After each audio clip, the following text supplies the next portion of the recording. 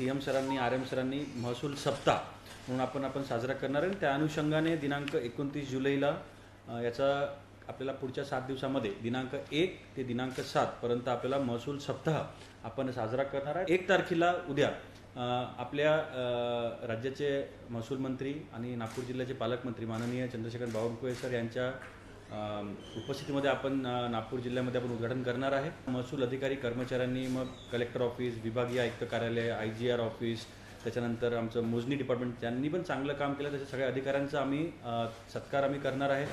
जे रिटायर्ड लोक झालेले आहेत त्यांचं काय मनोगत आहे, त्यांना काय अडचणी येतात त्याचंही आम्ही ते ऐकून घेणार आहे। हे सगळं पूर्ण महाराष्ट्रभर एकाच वेळेस हे होईल।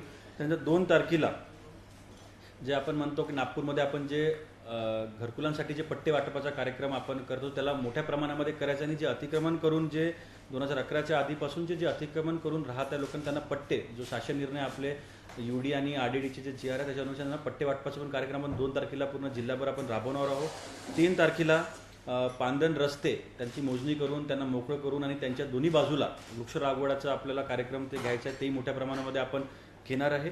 4 तारखेला छत्रपती शिवाजी महाराज महाराजस्व अभियान प्रत्येक मंडळनी आपण ते घेणार आहे। त्यानंतर 6 तारखेला जे शासकीय जमिनीवर इल्लीगल अतिक्रमण करून राहत्या अशा जागेचं जे आयडेंटिफाय करून त्याला मार्क करून आणि त्याला त्याचं अतिक्रमण नियमानुसार काढण्याची कार्यवाही त्याच्यामध्ये आपल्याला 6 तारखेला करायचं आहे।